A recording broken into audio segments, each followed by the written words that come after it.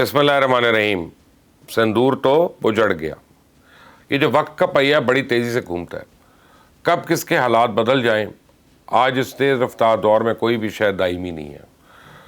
कब कोई कमज़ोर किसी ताकतवर पर गालिब आ जाए, कब कोई ताकतवर बीच चौराहे में रुस्वा हो जाए, और इसके बारे में हतमी तौर पर तो कुछ नहीं कहा जा सकता। मैंने, आपने, हम सब ने पिछले 25 साल में इंडिया को तरक्की करते देखा। एक अरसे से हम इंडिया की मुआशी तरक्की की खबरें सुन रहे हैं, शाइनिंग इंडिया की दास्तानें सुन रहे हैं, मेड इन इंडिया के स्लोगन सुन रहे हैं, इंडिया को नए नए कारखानों लगाते, तजारती मुआहदे करते आगे बढ़ता देख रहे हैं। तो भारत ने आज दुनिया की चौथी बड़ी मईशत, अमेरिका, रूस और चाइना के बाद दुनिया की चौथी बड़ी अस्करी कुव्वत होने का दावा किया। तो आबादी के लिहाज से दुनिया का दूसरा बड़ा मुल्क है। अपनी इस ताकत के बलबूते पे हमने हल आलमी फोरम पे इंडिया को धौंस धांधली करते देखा, आलमी ताकतों को उसके हाथों ब्लैकमेल होते देखा। हम तसव्वुर भी नहीं कर सकते थे कि इंडिया एक दिन यूं टके टोकरी हो जाएगा। हम सोच भी नहीं सकते थे कि एक दिन ऐसा आएगा जब इंडिया पर एतबार करने वाला कोई नहीं होगा। इस डाउनफॉल की स्पीड यही रही तो इंशाल्लाह बहुत जल्दी एक दिन ऐसा आने वाला है कि इंडिया पाकिस्तान से तेल खरीद रहा होगा। और ये पेशन कोई मेरी नहीं है, बल्कि ये पेशन कोई अमेरिकन प्रेसिडेंट डोनाल्ड ट्रंप की है। आज मैं आपके साथ भारत के फॉल्स फ्लैग ऑपरेशन महादेव की नई सनसनीखेज तफसीलात शेयर करूंगा, लेकिन इससे पहले मैं आपके साथ दो बड़ी खबरें शेयर करना चाहता हूं। ये दोनों खबरें अमेरिका से आई और मुझे यकीन है कि भारत पर तो ये बिजली बनकर गिरी होंगी। अब मुझे नहीं पता कि भारत को ज़्यादा दुख कौन सी खबर का है। पहले तो है कि अमेरिका ने भारत पर 25% टैरिफ लगा दिया। उसके साथ साथ अमेरिका ने भारत को वार्निंग दी है कि अगर हमने या अगर उसने रूस से असले और सस्ते तेल की खरीदारी बंद ना की, उस पर इजाफी जुर्माना भी आयद किया जाएगा।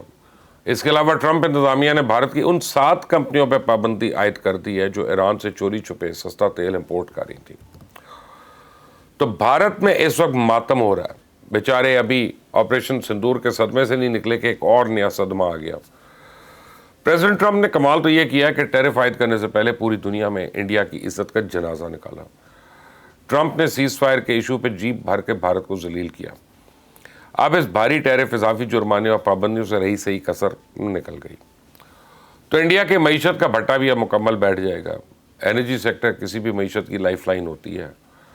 भारत पिछले 25 साल से रशिया और ईरान से सस्ता तेल खरीद रहा था। ऊपर से इंडिया में लेबर भी सस्ती थी। ये वो सहूलियात थी जिनकी वजह से मल्टीनेशनल कंपनीज ने इंडिया में कई कारखाने लगाए। सस्ते तेल और सस्ती लेबर के लालच में अमेरिकन और यूरोपियन कंपनियां दौड़ी दौड़ी इंडिया आ रही थी। तो इस वक्त हालत यह है कि कपड़े से लेके कारों तक, टूथपेस्ट से लेके फर्नीचर और ज्वेलरी तक, सॉफ्टवेयर से लेके मोबाइल फ़ोन, टीवी, रेफ्रिजरेटर, तमाम इंटरनेशनल ब्रांड्स का माल इंडिया में तैयार हो रहा है। तो आने वाले दिनों में इंडिया में लगे इन कारखानों को सस्ता तेल नहीं मिलेगा, सस्ती बिजली नहीं मिलेगी। तो फिर ये सस्ता माल कैसे तैयार करेंगे? अमेरिकन पाबंदियों के बाद इनकी प्रोडक्शन कॉस्ट भी यकीनी तौर पे इजाफा हो जाएगा। तो इस बार यही माल जब 25% इजाफी टैक्स के साथ अमेरिकन मंडियों में जाएगा तो कौन खरीदेगा? पौधे को हमेशा हमेशा के लिए तलफ करना होता है, तो फिर उसको किसी आरी या कुल्हाड़ी की ज़रूरत नहीं है। आप इसकी जड़ों में चूना डाल दें, वो चंद रोज़ में सरकना शुरू हो जाएगा, सूख जाएगा, कांटा हो जाएगा। सदर ट्रंप ने भी यही किया। उन्होंने इंडियन मईशत की जड़ों में चूना डाल दिया। अब मेड इन इंडिया पर कोई थूकेगा भी नहीं। किसी प्रोडक्ट को मार्केट एक दिन में नहीं मिल जाती। मार्केट ढूंढने में बरसों मेहनत करनी पड़ती है, साख बनानी पड़ती है, क्वालिटी बेहतर करनी होती है, कीमत कम रखना पड़ती है। नई मार्केट में जगह बनाने के लिए बाज़ औक़ात तो लागत से भी कम कीमत में माल बेचना पड़ता है। तो इंडिया ये सब कुछ कैसे करेगा? अफ्रीका, यूरोप और ऑस्ट्रेलिया की मार्केट पर तो चाइना का कब्जा है।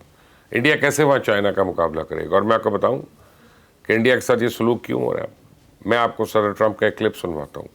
आपको पता चल जाएगा कि इंडिया किस तरह अमेरिका की पीठ में छुरा घोंपने की कोशिश कर रहा था। ले सुना जरा प्रेसिडेंट ट्रंप क्या कह रहे हैं। Prime Minister Modi is a friend of mine, but they don't do very much business in terms of business with us. They sell a lot to us, but we don't buy from them. You know why? Because the tariff is so high. They have one of the highest tariffs in the world. Now they're willing to cut it very substantially, but we'll see what happens. We're talking to India now. We'll see what happens. It doesn't matter too much whether we have a deal or whether we charge them a certain tariff, but you'll know at the end of this week. India के बारे में president Trump के ख्यालात आपने सुन लिया। अब अपनी screen पे सदर ट्रंप का ये पैगाम देखें जो उन्होंने ट्रुथ सोशल पे पोस्ट किया। اس میں انہوں نے اعلان کیا کہ پاکستان کے ساتھ امریکہ کی ٹریڈ ڈیل ہو گئی ہے اور اس ڈیل کے نتیجے میں پاکستانی مصنوعات پہ آئی ٹیرف میں کمی آئے گی. یہی نہیں بلکہ دونوں ممالک کے درمیان ایک معاہدہ بھی ہوا ہے جس کے تحت امریکن کمپنیز پاکستان میں تیل کے وسیع ذخائر تلاش کریں گی اور انہیں قابل استعمال بنائیں گی. آپ کو یاد ہوگا نا کہ چند سال پہلے خبر آئی تھی کہ پاکستانی سمندروں میں تیل اور گیس کے وسیع ذخائر کے شواہد ملے ہیں. اس کے علاوہ انڈس بیسن، بلوچستان اور خیبر پختونخوا میں بھی تیل کے وسیع ذخائر ہیں. تو پاکستان میں تیل کے سمندری ذخائر میں امریکن دلچسپی نئی تو نہیں ہے. 1980 سے لے کے ابھی تک اس حوالے سے کئی بار کوشش ہو چکی ہے. ایکزون سے لے کے ای این آئی اور ڈی جی سی ایل اور او جی ڈی سی ایل سب اس منصوبے پہ کام کر چکے ہیں. ماضی میں کیونکہ ٹیکنالوجی اتنی جدید نہیں تھی اس لیے سمندر کی تہہ سے تیل نکالنا بڑا مہنگا پڑتا تھا. آج صورتحال مختلف ہے. آج جدید ترین ٹیکنالوجی دستیاب ہے، اس لیے ہو سکتا ہے کہ اس مرتبہ نتائج بھی ماضی کی نسبت مختلف ہوں. کیا پتہ واقعی ایک دن انڈیا کو ہم سے تیل خریدنا پڑ جائے. میں نے کل آپ کو بھارت کے آپریشن مہادیو نامی ایک فالس فلیگ آپریشن کے بارے میں بتایا تھا نا. یہ آپریشن پیر کے روز سری نگر کے قریب واچی گام کے جنگلات میں ہوا. قابض فوج نے 3 معصوم کشمیری نوجوانوں کو ایک جعلی مقابلے میں شہید کر دیا.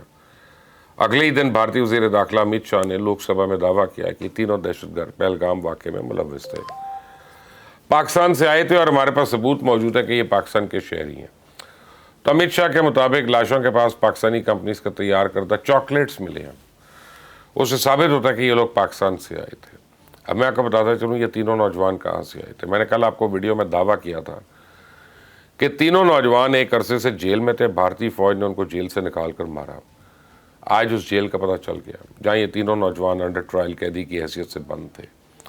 تو اس فالس فلیگ آپریشن کے منصوبہ بندی اجیت دیول نے کی تھی اور اس کے حکم پر انڈیا کی خفیہ ایجنسی را نے تینوں کشمیری نوجوان مقبوضہ کشمیر کی تلہار جیل سے نکال کر انڈین آرمی کے حوالے کر دیے.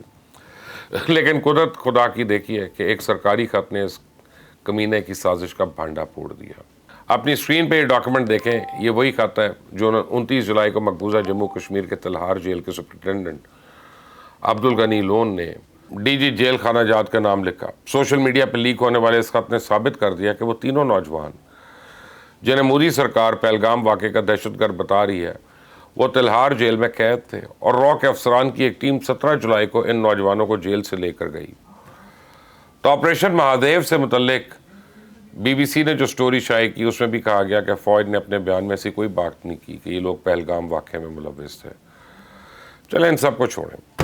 میں آپ کو مقبوضہ جموں کشمیر کے آئی جی پولیس کی وہ گفتگو سنواتا ہوں جو انہوں نے جعلی مقابلے کے 5 گھنٹے کے بعد کی.